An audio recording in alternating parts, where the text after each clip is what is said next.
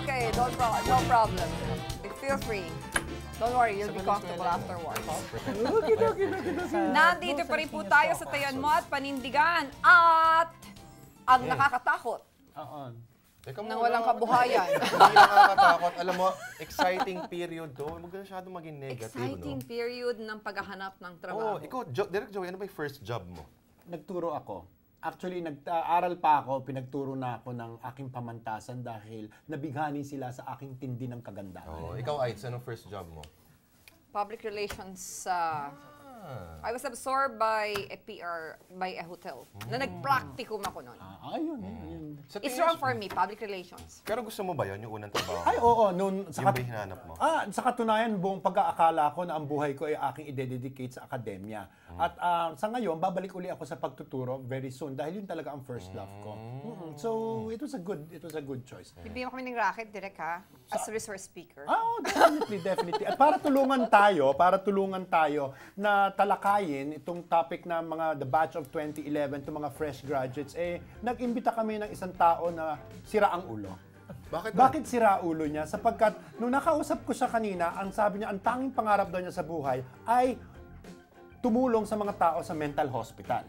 At ngayon, yun ang kanyang pinupurso na course. Sa katunayan, siya ay graduating na siya next week. Uy, congrats. Okay? Ng BS Psychology sa University of Perpetual Health.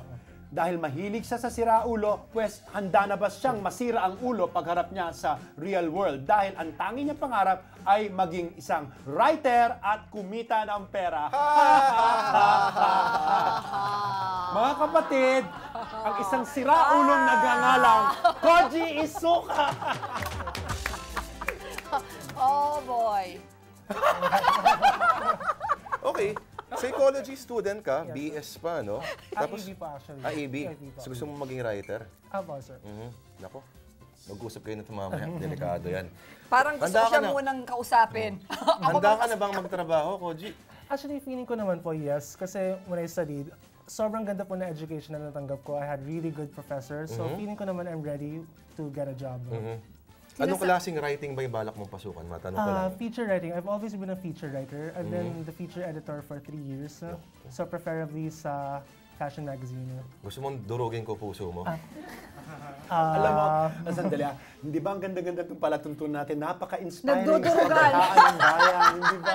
Alam mo ba, ang isang feature article sa magazine na pagtatrabahuan mo ng tipong isang buwan kalahati, mga ka-5,000 characters, alam mo magkano ibayad? Mga glossy magazines pa to, ha? Mga 2,000 lang. Oh. Ano sabi niya? Uminom ka. Sige. Ano yan, ha? Gagastos ka ng pamasahe. Okay lang yan. Okay. Ayan. Gagastos ka pa siguro ng load pang contact doon sa Ayun tao natin, na gawin mo. Sa internet, magre-research ka pa siguro. Ano pa ba? Siyempre, kakain ka pa. At makikinutal mo yun, mas babayaran ka lang ng 2,000 pesos. Ikaw dinurog mo. Ako ililiquify ko. I-austerize ko. Sabi mo kanina, you have very good education. Yes, At thank you dun sa mga professors mo. Una-una, dalawang tanong ko. Sinasabi ba yan para sigurado ako makagraduate? Ano, ma'am? Siyempre hindi naman po. Magaling talaga po yung mga professors ko. Actually, nung isa ko po Pakinggan professor niyo to, sa Pasan niyo na. school, siya po talaga yung nag-push sa akin na i-pursue ang psychology. Okay? Pagkatapos, pinag-isipan mo ba yung kurso mo in terms of financial? Psychology po? Oo, yun ang kurso mo, di ba? Opo. Oo. Actually, since I was a kid po, I think around grade 4 or 5, gusto ko na po talaga mag-work sa mental hospital. So, even then, hindi ko na po talaga inisip yung money. Inisip ko na lang yung fact na I'll be surrounded by insane people. Bagay ka nga magsulat. Actually, you're already amongst some people. Magandang on the job training itong ginagawa mo ngayon na mapaligiran ka ng mga Yes. baliw. No, coach, ganito ang katanungan ko. I mean, there are 2 levels ang question ko sa'yo. Ano ang short-term plan mo? Nangangahulugan na ngayon pag-graduate ka na, ano ang gusto mong pasukang trabaho on the short term? In other words, yung 1 to 3 years. pantawid gutom. At ano yung long-term plan mo? What do you really want to be when you grow up? Yung long term ko naman po is to work as a doctor sa hospital. Kasi yun nga, childhood dream ko po talaga yon. And ipapursue ko talaga siya in the future. Pero sa short term naman po, writing. Kasi alam ko naman po na hindi ako kikita ng malaki. And ngayon ko lang po na-realize na 2,000 pesos. exactly, na gano'n lang po kaliit. So siguro, No, ayun, it's okay, ayun. it's okay. So I want to have fun muna kasi I've been studying for 4 years. Very seryoso ako. How old are you, anak? I'm 22. You're 22. Yeah, you can Question. still have fun. Kasi kanina sabi mo, alam mo naman na hindi ka kikita. Ngayon mo lang nga narinig eh. Pero ngayon ko lang po narinig Na yung ganun pababa. kababa ang Na kita. ganun pa pala, kababa. The earlier kasi nag-uusap kami dahil na-discover ko kay Koji na gusto niya maging writer. Sabi ko, alam mo iho, kung feature writer ka, talagang gutom ka. Gutom ka, kasi sidebar lang yan, sideline lang yung feature writer. Kung gusto mong kumita, at ma-attest ito ng mga tao sa aking paligid, gusto nyong kumita ka talaga, the only writing that earns money is when you write for television. When you write for television, that's where you earn a lot of money. May isa pa. Speech writing ng mga politikos. Yeah, but do you have to sell your soul? Hindi ba? Ba't sa TV hindi? And not to mention the fact that you get a lot of bull from all of us. Sige. Koji, ikaw ba may pressure sa pamilya mo na makahanap ng trabaho at kumita ka agad? Directly wala naman po. Kasi yung mom ko very supportive naman siya kung anong gusto kong gawin. Sinabi ko sa kanya na over the summer I'll take a break muna, have fun. Pumayag naman siya. Kaso indirectly napapressure ako kasi she told me na as soon as I graduate, wala na akong allowance. So she wants me to be independent. So Yari ka. yeah, pag nauubos na yung pera ko, yari na talaga ako. Sabi mo, you want to work as a doctor in a mental hospital. Does that mean that you're going to proceed you're going to have further studies to take up medicine? Yes, ma'am. Mag-pursue po ako ng Master in Clinical Psychology, which I'm planning to pay for. And then, you plan to support yourself na sa pagpasok mo sa graduate school, ganun ba? Yes, sir. So, ang gagawin ko po, I'll write muna, and then after that, I'll do corporate work sa HR kasi yun po yung available sa akin. Wow. And then, May available na sa'yo? No, I mean, yun po yung available career sa akin as of now as a graduate of AV Psychology lang. Also, I'll work in HR, earn money to pay my way through graduate school. Swerte mo, Koji. Parang alam mo na parang every step ng mga plano Ang sa gusto buhay niya, mo. no? Pero gaano karami sa mga barkada mo, yung mga kaklase mo sa school, ang ganyan kasigurado or hindi ka sigurado, hindi ganun ka-secure sa mga gusto nila sa future? Naka-map up yung plan niya eh, no? Pero is that close to reality? Ano naman po ako? Baka maging addict ka niyan. Hindi mo. Sana hindi naman po. Pero na-plan ko naman po yung life ko. Pero open pa rin ako sa mga possibilities, mga last-minute options na, for example, may nag-offer sa akin sa marketing. If it's fun, nag-try na po kasi ako mag-market eh. And it's fun naman, nakakapagod lang yung magsasalita the whole time. Indulge me. Indulge me. Apa, ma'am. Bakit mo nagustuhang mag-deal with mental patients? Oo nga, what's your fascination with insane people? Actually, I think it started nung una kong napanood yung Psycho and Silence of the Lambs. Wait, Teka. anak, Brace serial ka pa man killers din. yun. Mahilig po ako sa serial killers. I have Mahilig ka sa serial killers? I have 4 books on serial killers at home. Sige, kayo na lang ha. Hindi, medyo ninervous ako. Mahilig daw siya sa fashion and then she likes serial killers. Andrew Cunanan. Versace!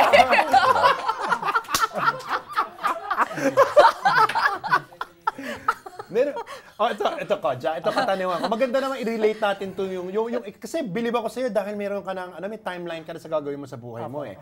Yung sa mga kabarkada mo, sa mga kamag-aral mo, ilan sa kanila ang meron din ganyang mga plano?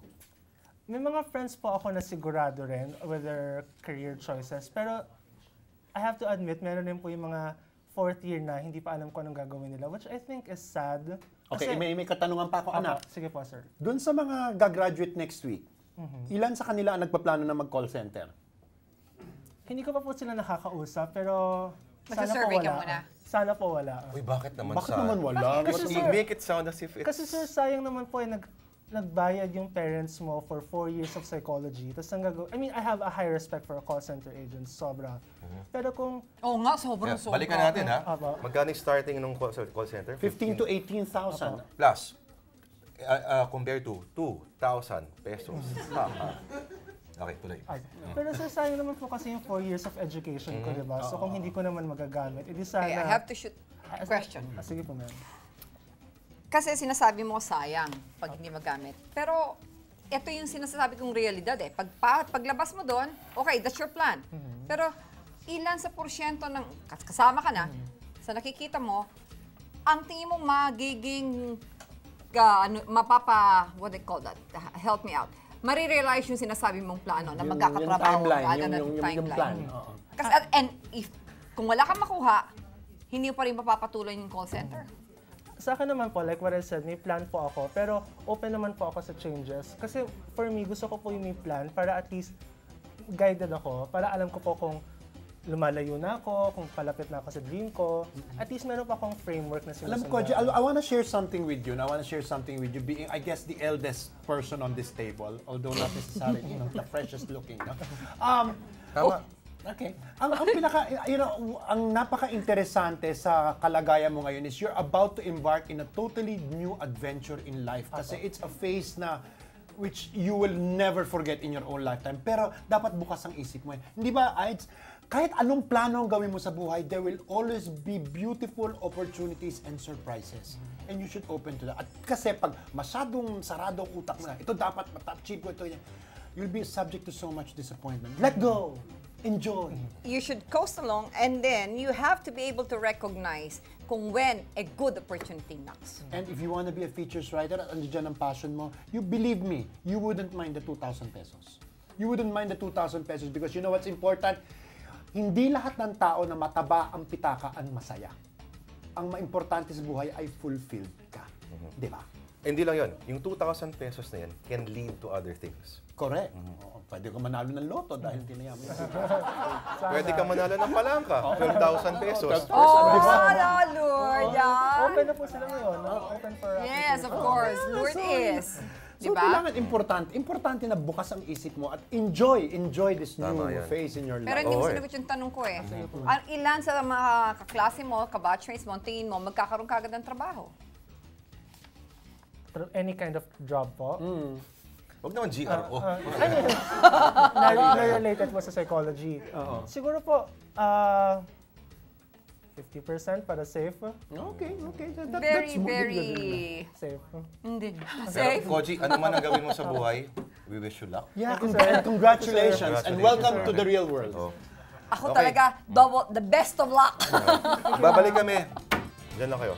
See, that wasn't hard. Huwag ka mo nang tatayo.